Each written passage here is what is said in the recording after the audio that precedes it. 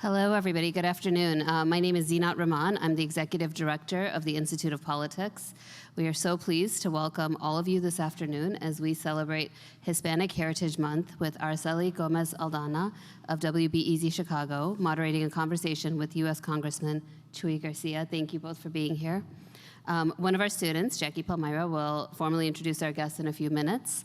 I wanted to tell you about a couple of upcoming events.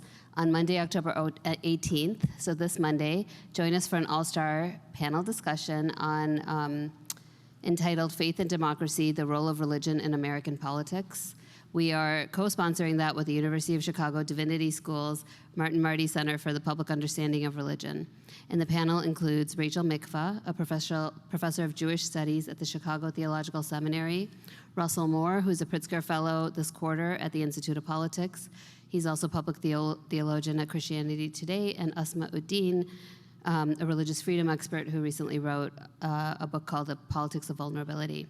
Moderating this discussion will be Brie Lascota, who is the executive director of the Martin Marty Center for Public Understanding of Religion at the Div School. On Tuesday, October 19th, David Axelrod, the IOP's founding director, will be in conversation with U.S. Congressman Hakeem Jeffries, who is the chairman of the House Democratic Caucus and, of course, a rising African-American leader in Congress. After the moderated discussion, we'll open up the floor up for questions. The mic will be in the middle of the room, so please line up to ask your questions. Keep your mask on while you're doing that. And as usual, we'll give priority to the questions asked by students first. And then just general housekeeping, make sure your phones are on silent.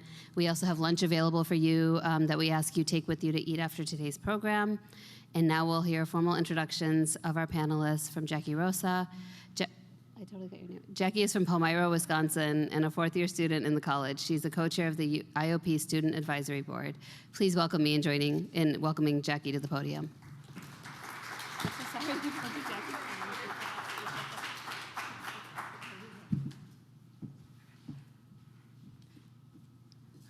Hello, everyone. Thank you for joining the Institute of Politics as we welcome Representative Jesus Chuy Garcia to celebrate Hispanic Heritage Month. My name is Jackie Rosa, and I'm a fourth year in the college studying political science and history. I am from Palmyra, Wisconsin, and as a Mexican-American woman from a family of migrant farm workers, I am incredibly honored to introduce Representative Garcia. In 1965, Representative Garcia and his family left their home of Los Pinos, Durango, Mexico, to join his father in the United States, who was working in the fields during the Bracero program. These early beginnings paved the way for a successful and impactful career as an organizer and as a legislator, in which Representative Garcia has worked to improve the lives of his working-class neighbors. Representative Garcia started his political career in 1986 when he was first elected to the Chicago City Council. In 1992, he became the first Mexican-American member of the Illinois Senate, which he was a member of until 1999. During his time in the Illinois Senate, he passed legislation to protect immigrants against abusive fees from notary publics, and he worked to make interpreters available to hospital patients with limited English language abilities. In 2010, Garcia won the election to the 7th District of the Cook County Board of Commissioners, which he served on until 2018. Today, Representative Garcia represents the 4th Congressional District of Illinois. Within the House of Representatives, Garcia is a member of the Financial Services Committee, Natural Resources Committee, and the Transportation Infrastructure Committee. The last committee I mentioned has put Representative Garcia in the thick of negotiations on Capitol Hill regarding the infrastructure legislation working its way through Congress right now. Moderating today's discussion is Araceli Gomez Aldana, who is currently a news producer and reporter at WBEZ in Chicago. Araceli, who is originally from Guadalajara, Mexico, has had an established career in journalism, previously working for Side Effects Public Media, where she covered health and its impacts on place, policy, and economics in the Midwest. Araceli also served as a reporter and local All Things Considered host at WBOI in Fort Wayne, and was a producer and host of WFHB Ola Bloomington and co-anchor of WFHB's Daily Local News. Let's give a warm welcome to Representative Garcia and Araceli, who will be having a timely discussion about policy issues facing lawmakers on Capitol Hill. Thank you.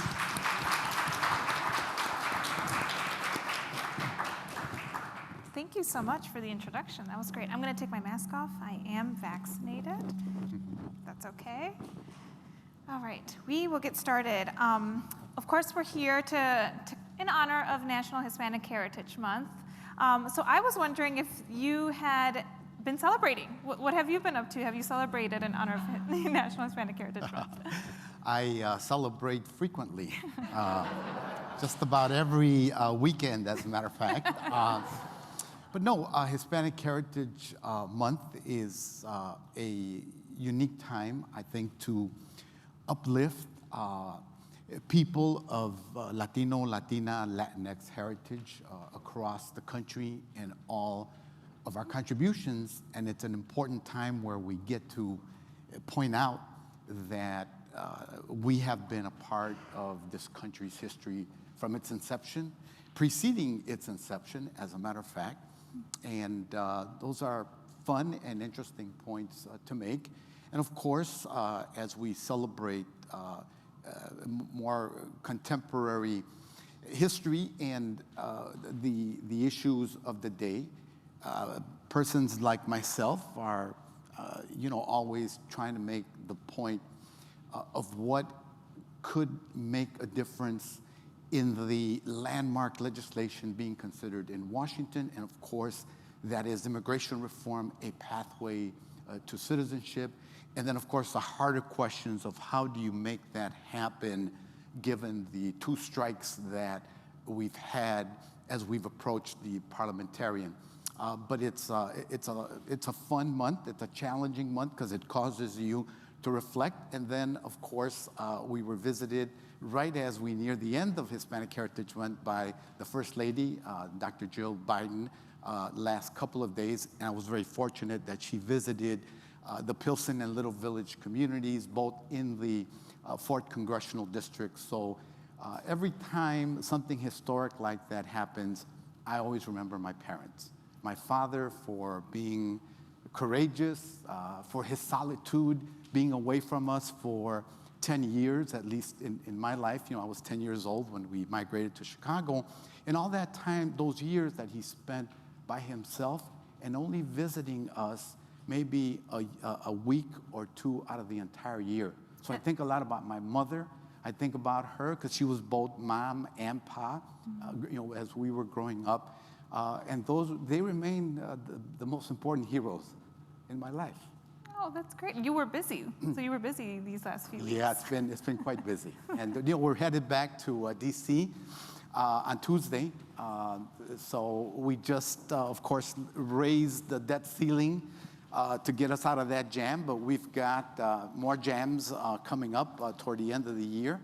And of course, some huge legislation to settle, to pass, and to get signed into law, and that's no small feat. I know, and we will definitely get into all of those juicy details. Before all of that, I was wondering, as a family that came to the United States, and your father was part of the Bracero movement, thinking about immigration reform. And I think the last time that happened, before most of anybody in this room was born, I want to say 35 years ago, what are we waiting for? We're waiting for Congress to act. It's frustrating and disappointing that this isn't a bipartisan moment.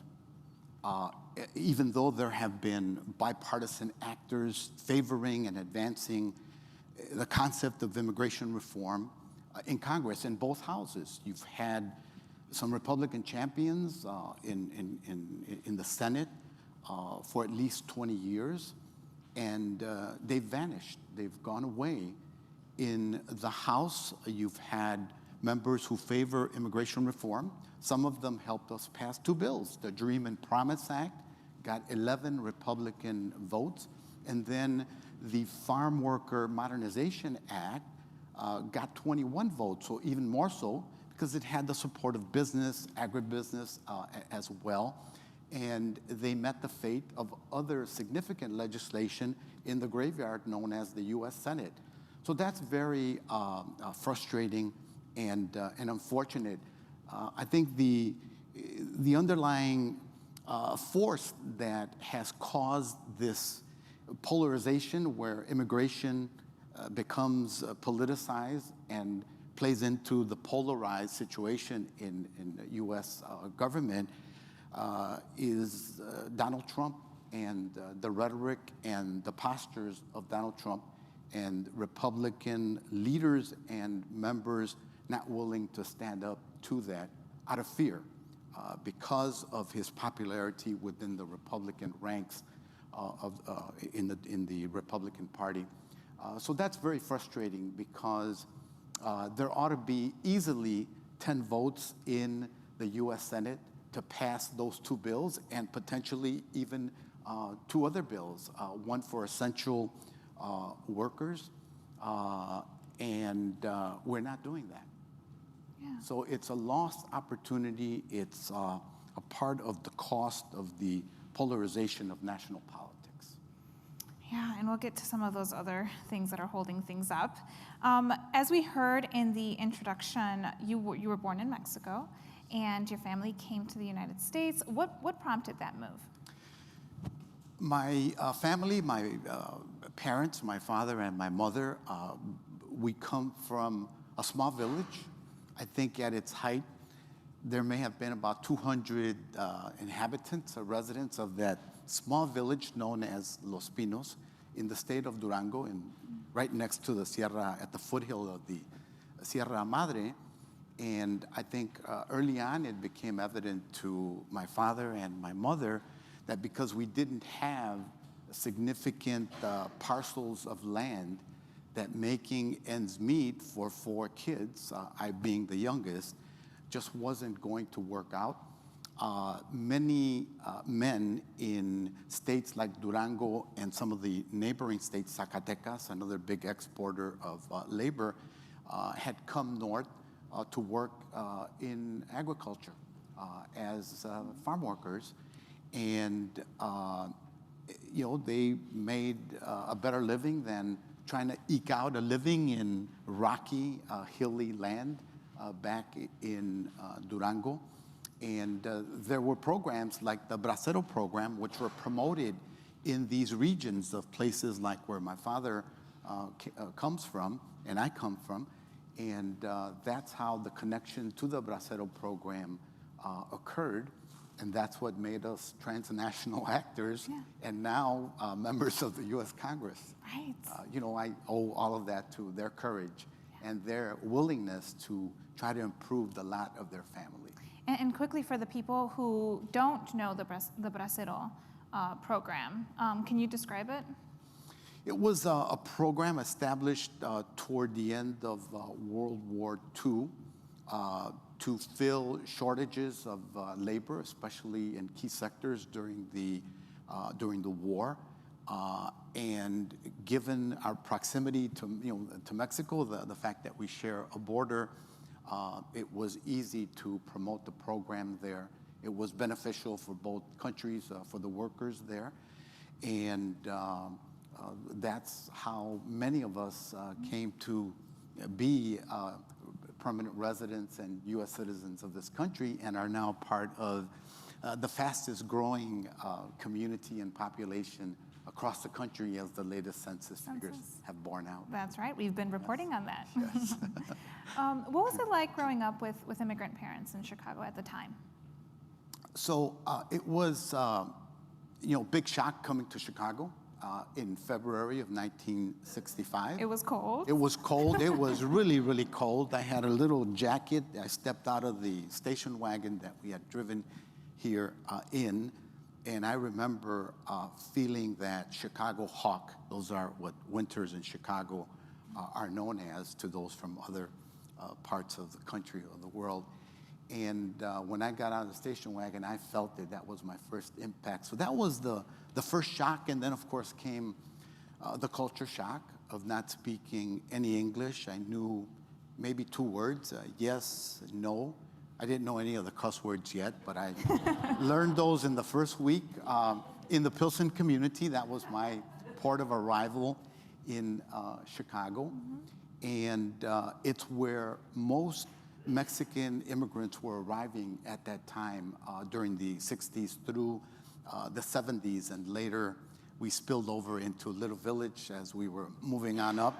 And as people, my parents, in this instance, purchased their first home in 1969. It was a good place to get acculturated, to learn the Chicago ways, to become street smart. There were gangs already that existed. Things were very different in terms of gang cultures and how all of that has evolved and become more violent and mobile, and now in social media and that. But you acquired street smart.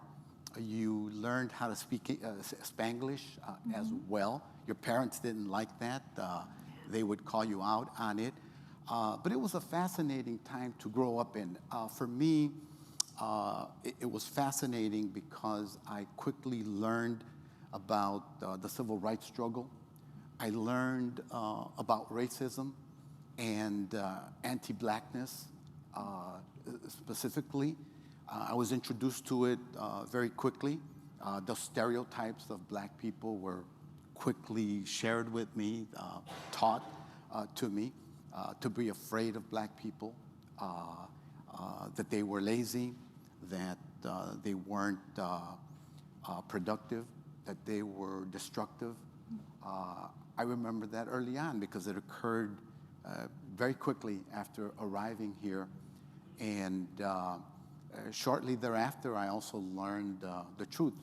I learned about the civil rights struggle, the history of black people. And Dr. King became a big figure. And I was also growing up in Pilsen in my first 3 years of life in the US. I also learned about the farm worker movement, the Chicano movement among activists in the community. And I was also exposed to Latin American left politics.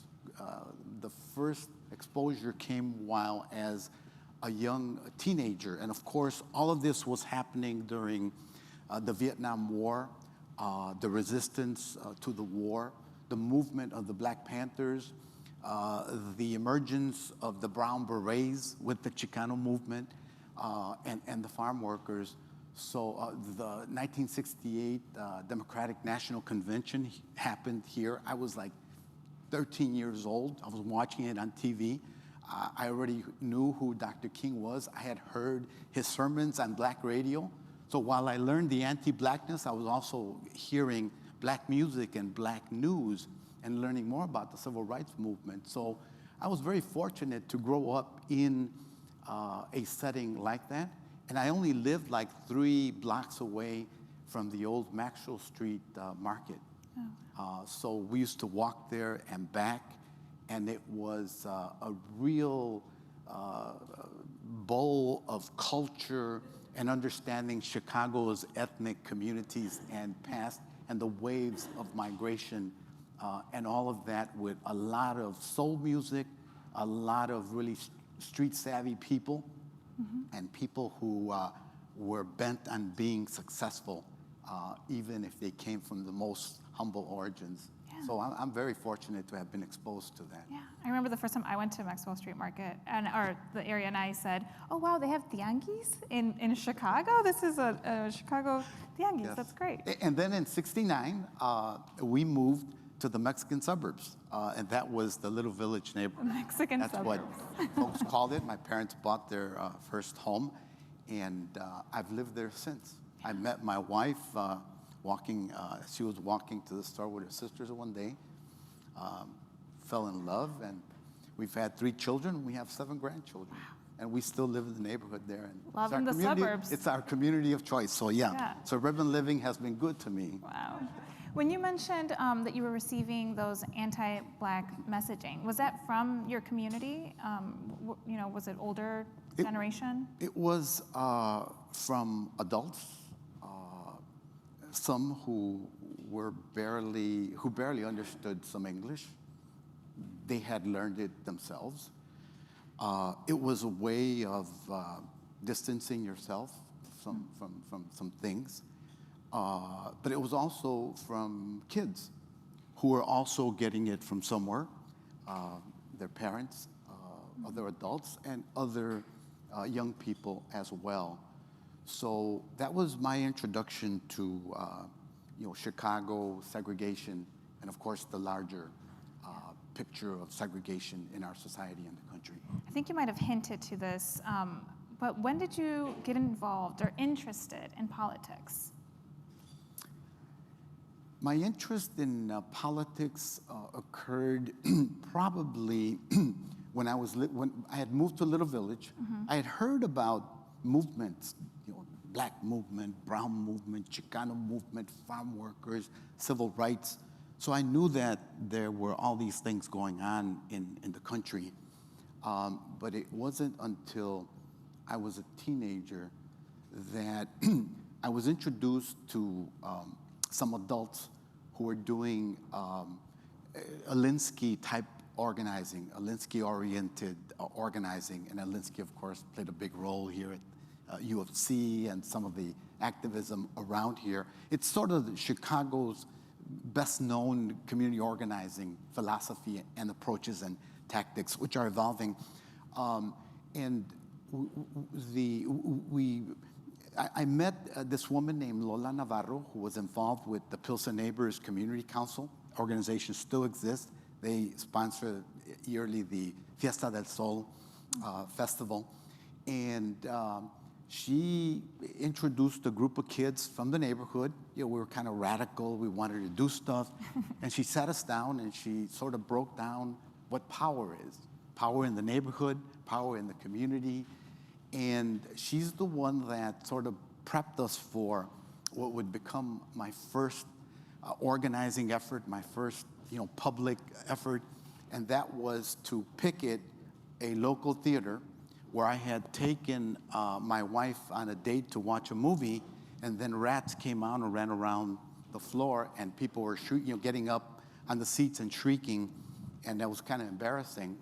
And it was also, it angered me. So I went to the park the next day, was chatting with some friends, and everybody became angry and said, we need to do something about it. So we printed some flyers with the grievances around the theater. By the way, the grievances were when you walked on the carpet, when you walked in, the rug, it was sticky, and it would go whoosh, whoosh, whoosh, whoosh, as you would walk in. The bathrooms were dirty, it needed paint. And then, of course, the rats. That's what really got to people. So we threw up a small picket line. We were flyering and letting people know what we were doing out there. And then it grew, and it grew. And then the manager came out, and we gave a list of demands. We demanded that he shut the theater down after the movie was over. We sat down. We hashed out a set of grievances and what we wanted. They closed the theater for a week, and they fixed it up. It was our first victory. Wow. So that was sort of Alinsky organizing, Yeah. but among a group of Mexican kids from Little Village. We can almost pinpoint that as Chicago's rat problem as the reason that you are here today. Yes, without a doubt. I'm sure we have a lot of people in the audience today that are interested in politics and potentially interested in going into public service. What are some of the key moments in your political career that you think really made you decide this is the way to go? There are several. First, that sense of understanding power and feeling a little bit of power. The theater is an example. The following summer, we did an action on the anti-poverty program because we wanted some jobs for kids in the neighborhood. And we took over the office of the local anti-poverty office, the administrator. And we thought they were going to call the police, we were going to get arrested, and they didn't. He came toward the end of the day because we had taken over his office, and we negotiated a jobs program and programs to help kids with recreation, provide them lunches in a local school playground that summer. So a second taste of power and community development I came to understand, and the fight for jobs, right, for youth. That was another turning point. Then we made the leap to why are conditions in the community the way they are? Why is it that the alderman doesn't speak Spanish, rumored not to live in the neighborhood, and why doesn't he have any Spanish-speaking personnel? And why will he only provide services to registered voters, U.S. citizens, and not to anyone else who is a taxpayer, regardless of their immigration status? And that put us on the track to challenge the existing power structure through electoral politics, because some of us had been against it. We thought we were, above that. We were kind of revolutionaries. We were radical. We didn't believe in the system.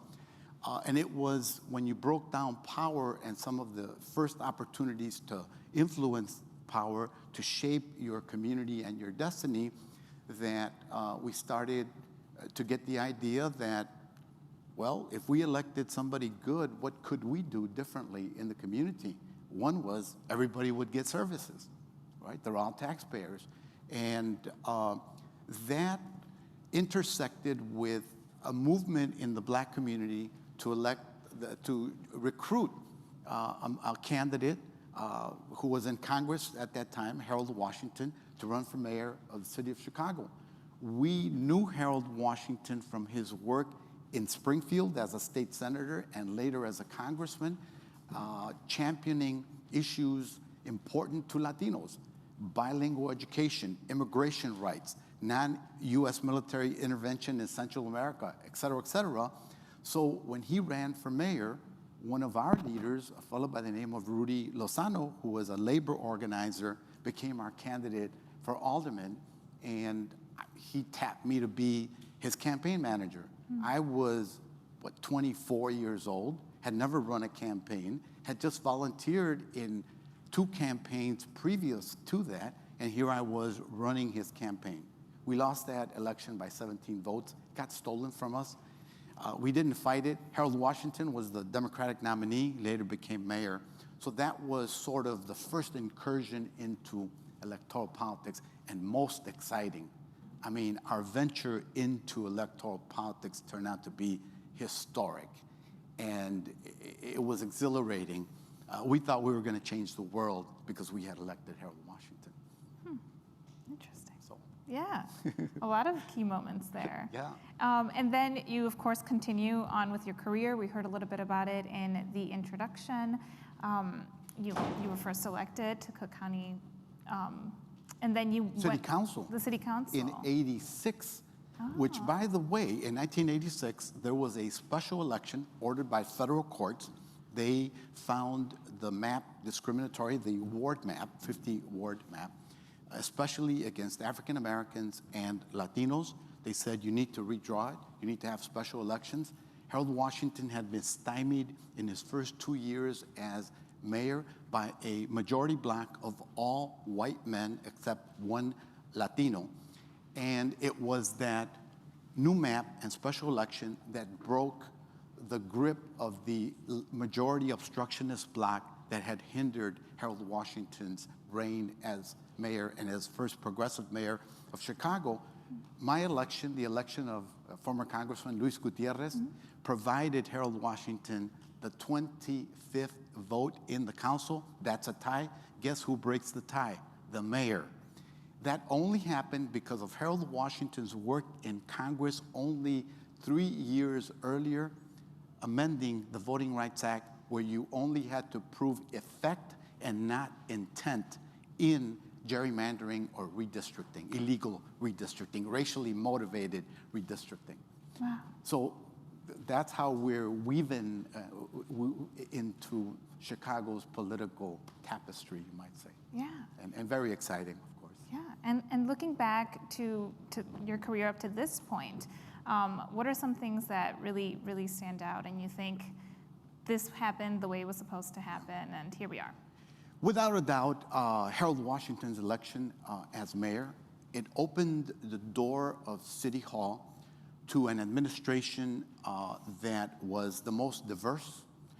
It empowered the African American community in many ways, but it empowered women who had been excluded in a big way. It empowered Latinos. Latinos were appointed to several city departments like never before, to boards and commissions.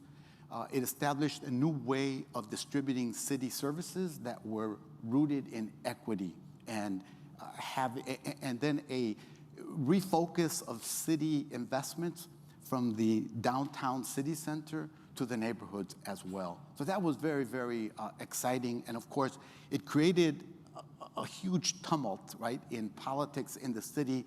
The city became racially polarized. It acquired the name of Beirut on the lakefront, given the council wars that erupted in Chicago City Council. We ended council wars with our election, but it was a moment of great empowerment, and I think Harold Washington became a national figure because of his ascension to the council and how it had happened, and became an inspiration and a rallying cry.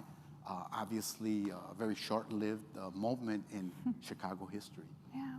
And reflecting on what we've just kind of all gone through, you mentioned equity, and the coronavirus pandemic really highlighted some of those inequities that exist in our city. And I'm wondering if there's anything that you saw during the pandemic that particularly affected your district, and what is something that you want to do about it? Yeah. Latinos were hit disproportionately.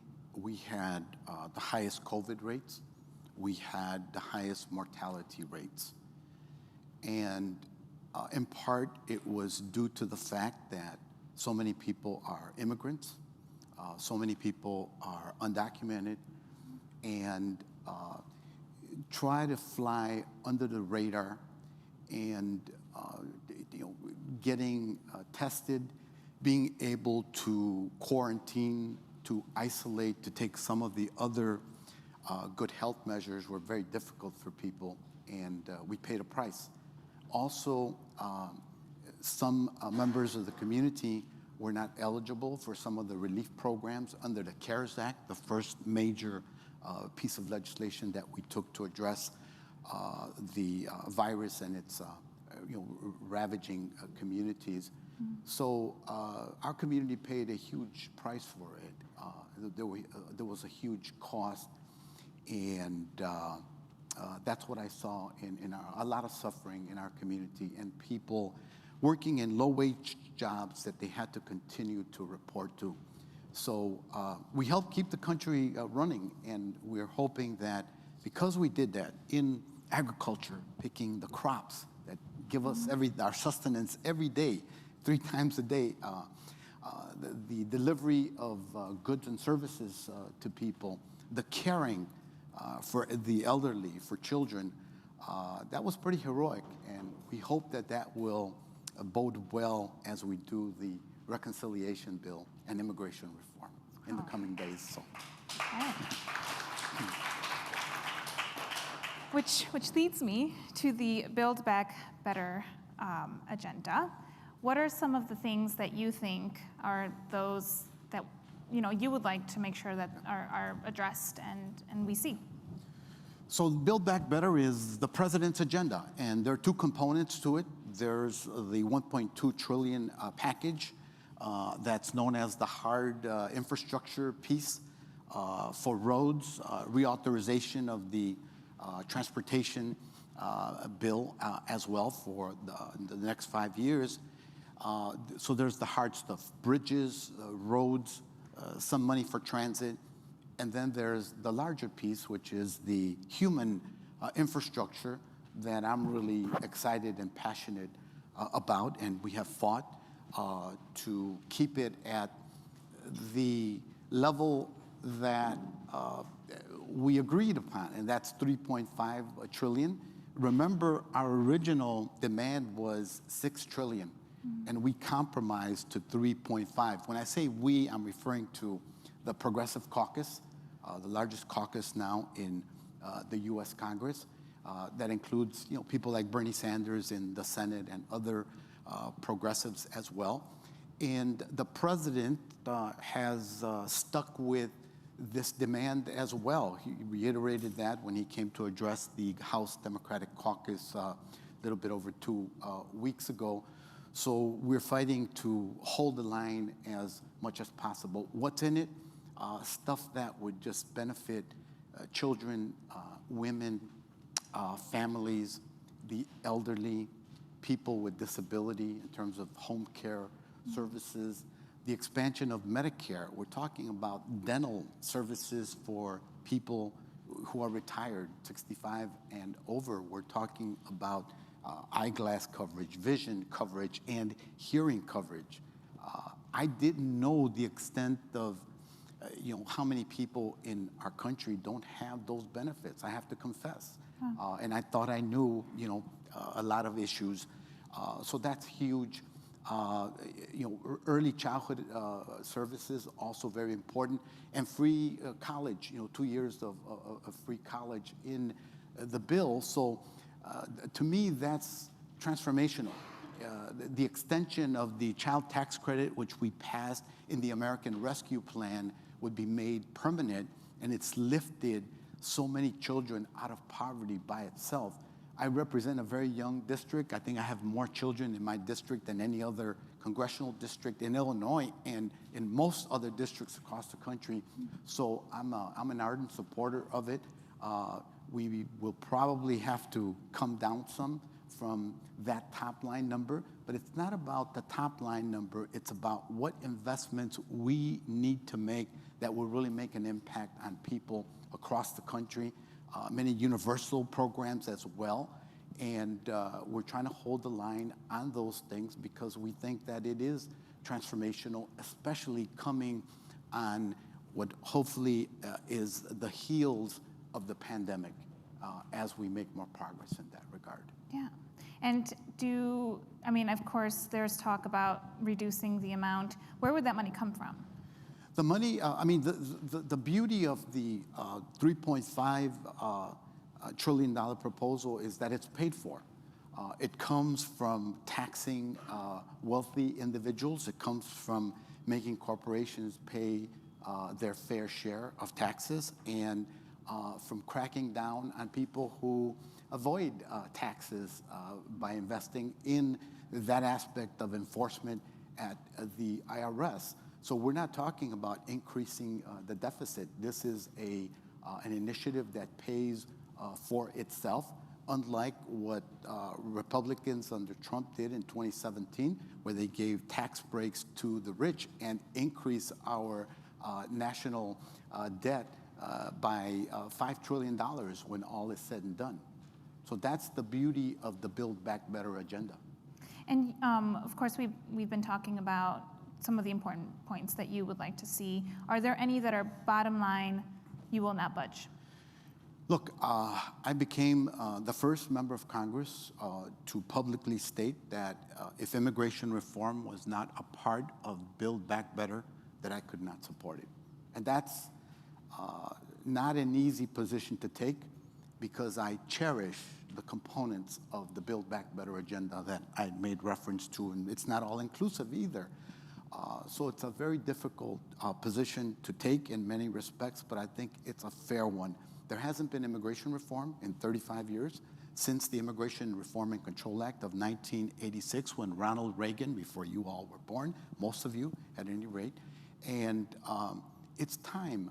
Look, polling across the country over the past 6-7 years shows that the American public supports immigration reform across party lines. Majorities in both parties support it.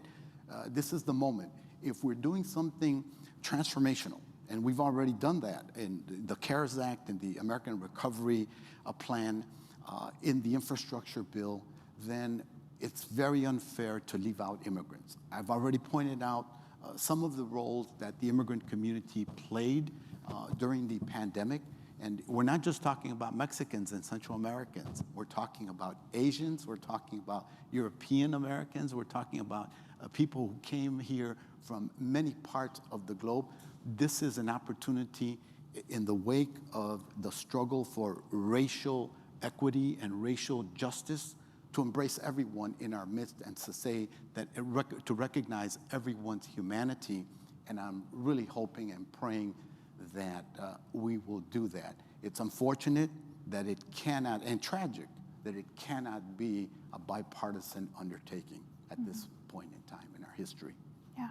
And as our audience thinks about their questions, I'll ask some of my last questions. And on the immigration note, have you ever had to encounter someone that might have said to you, well, your family did it the right way.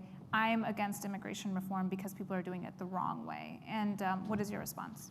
Yes, I've heard that from fellow immigrants who feel, or believe, or may have heard on talk radio or social media from the conservative end of the spectrum, those arguments.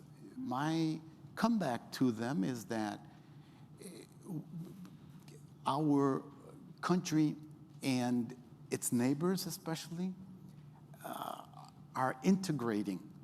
We passed the USMCA, United States-Mexico Free Trade Agreement 2 years ago.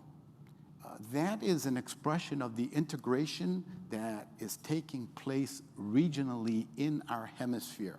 Canada, the US, Mexico, and Central America as well.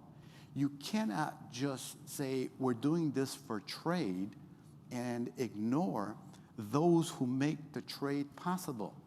That's workers, that's their families, and the fact that there are family members who live here, family members who live in Guatemala, El Salvador, Honduras, or Mexico, and ignore that. So while we address trade and investment, and that we've excluded people.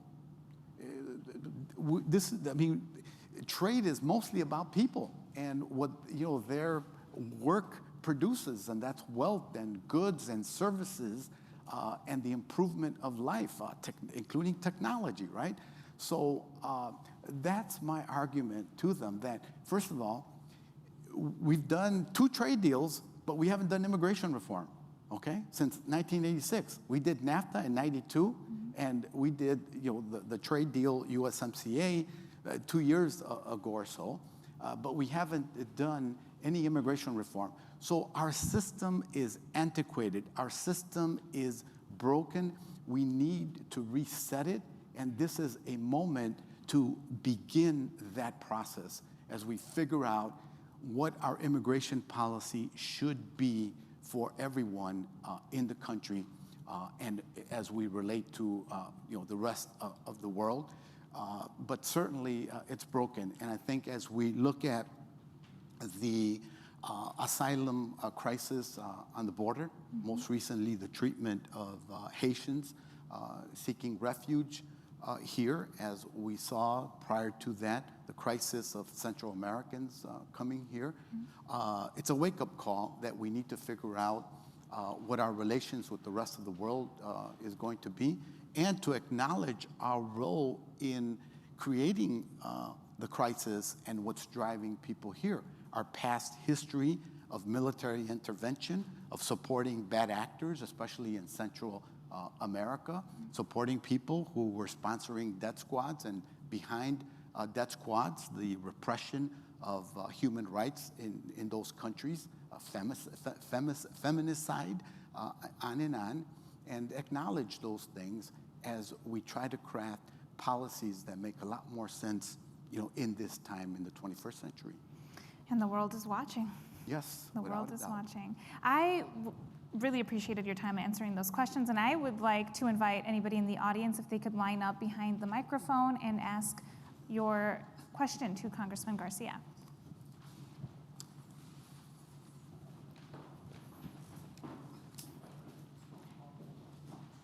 Do you want to go ahead? You can go first.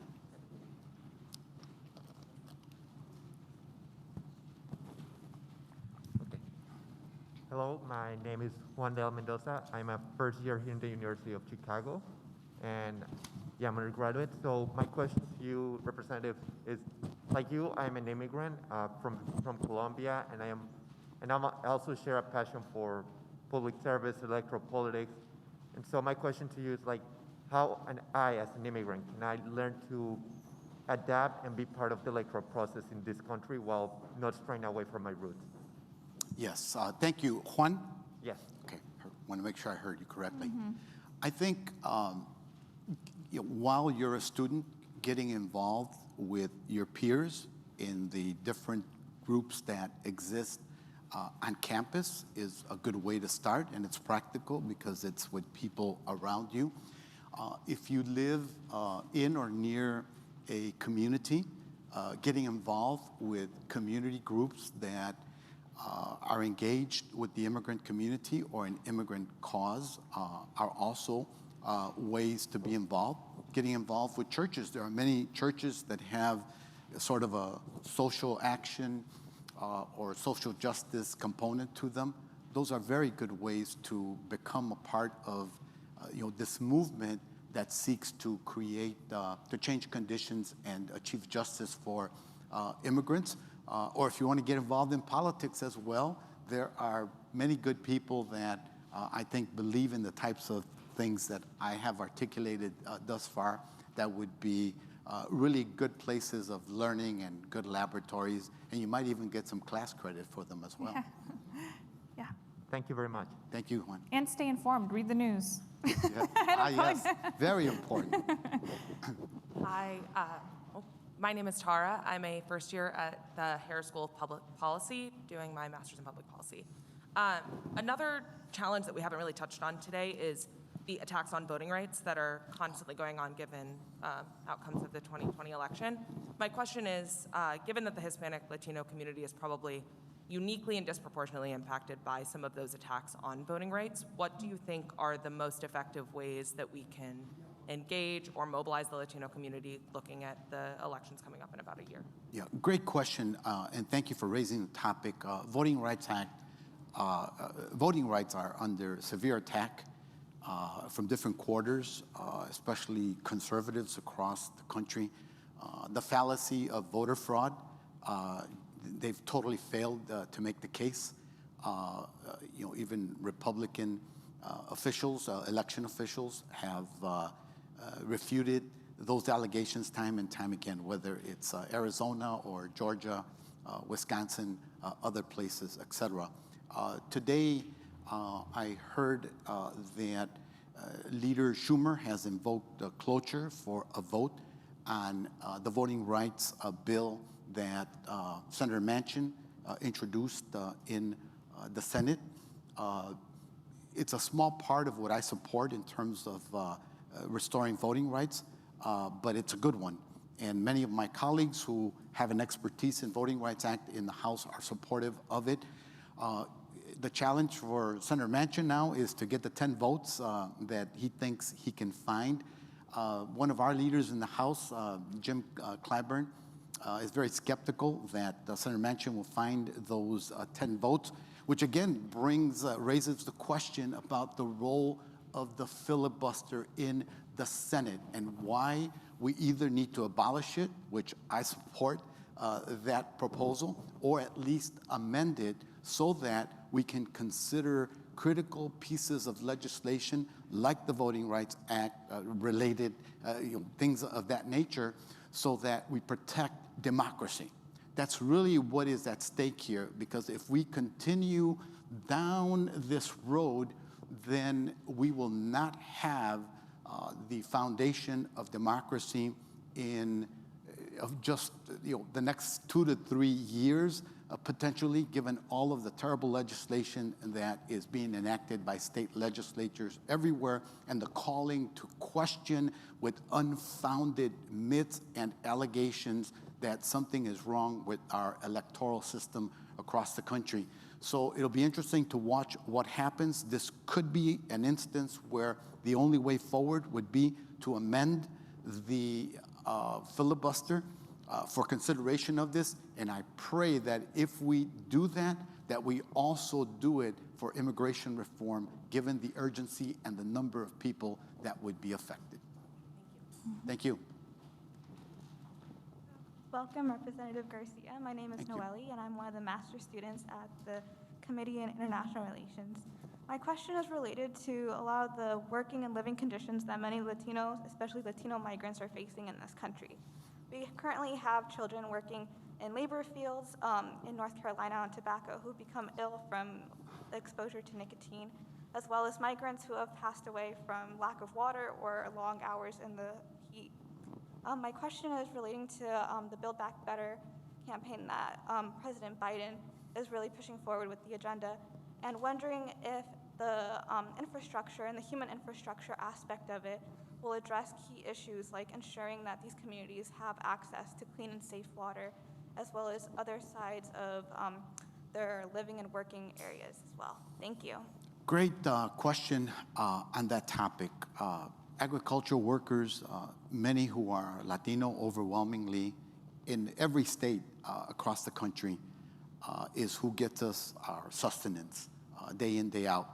Workers in North Carolina, of course, that's in the tobacco industry, work under very bad conditions, child labor, the exposure to chemicals.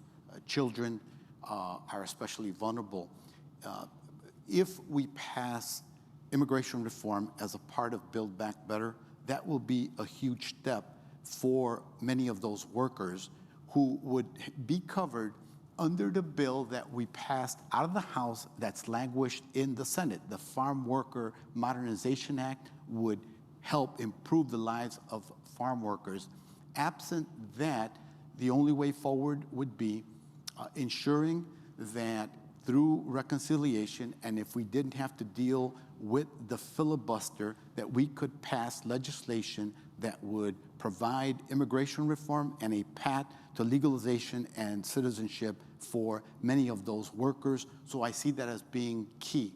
The other bill that's languished in the Senate is the Protecting the Right to Organize Act, the PRO Act, which again gets to the ability of workers to organize more easily, more readily, that would provide protections for immigrant workers seeking to organize themselves in those work settings. I think those are some of the key aspects of relief for the agricultural workers that you're referring to.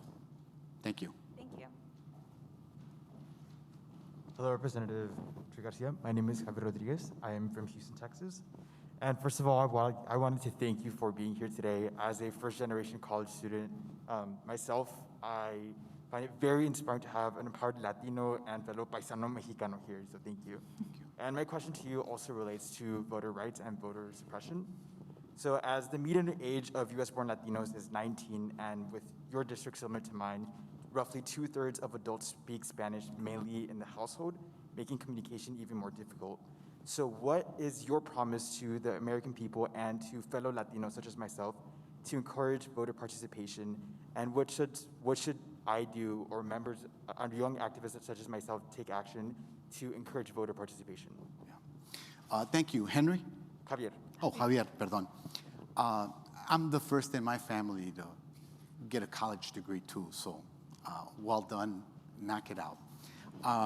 Having said that, Texas is one of those critical states that is experiencing tremendous voter suppression. And the conduct of the Texas legislature is reprehensible, seeking to make it difficult for people to register to vote and then to vote by cutting off access, especially for lower income people, for people who don't speak English, creating all of these barriers to participation.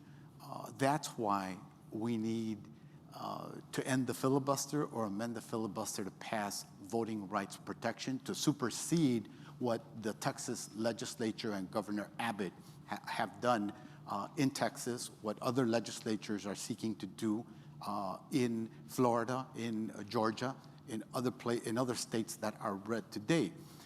If you leveled the playing field and didn't suppress the ability to vote, I believe that Texas would turn blue, first of all, in a very rapid manner. The reason that it hasn't is because Republicans have invested huge amounts of money in maintaining their voter base, which is overwhelmingly white, motivated, informed, and they turn out to vote. The reason that more young people who are eligible to vote but don't register to vote and feel disconnected from politics is because we don't invest in them. There are other sectors of voters, most of whom are Latino and Mexican American in the case of Texas, who, because of all the hoops that are being placed before them, don't get to vote. So we never get a real expression of real democracy under level playing conditions in Texas. That's why we need voting rights reform, and I'm hoping that that will happen in the next several weeks in the U.S. Senate. Gracias. Thank you. And we have time for one more question. The United States could stay far ahead of China in economic growth if we welcome large numbers of talented immigrants in, and that would be more feasible with more investment in early child care and free college. So when Republicans say we can't afford it, there's this counter argument that we can't afford not to, just in terms of generating a huge amount of economic growth. But I don't hear arguments like that made. So how can Democrats sell the human infrastructure more effectively and even address some of the bases of support and constituents of Republicans? That's a great point. I agree with you. Republicans are much more effective in their messaging, in their succinctness, in their delivery, in the investment that they make, and in their uniformity. Now, the uniformity part is harder with Democrats because we're a much more diverse party. The tent is much larger. There's racial diversity, there's gender diversity, there's ethnic diversity, and of course the geographic diversity. And thank God we don't have a figure like Donald Trump as the head of our party. So that's a part of the challenge, and I share those frustrations with you. Democrats, for example, have not historically invested robustly in the Latino vote. They only look at the highest performing voters, and that's who they're communicating with. They're not investing in those voters that are infrequent or those that we have yet to register to vote. And that's the case especially in Texas with young voters between the ages of 18 and say 30 years of age. And that's why we don't have more electoral success in those countries. But you're right, in terms of the future, there is a timidness on the part of Democrats to speak bluntly like that, while Republicans are savaging us with, ushering in and forcing socialism on the people of the country, not being forceful enough against China and being an extension of the Chinese Communist Party, on and on. Ludicrous arguments, but on the economic agenda, their arguments are succinct, they are crisp, and they are consistent as they deliver those messages.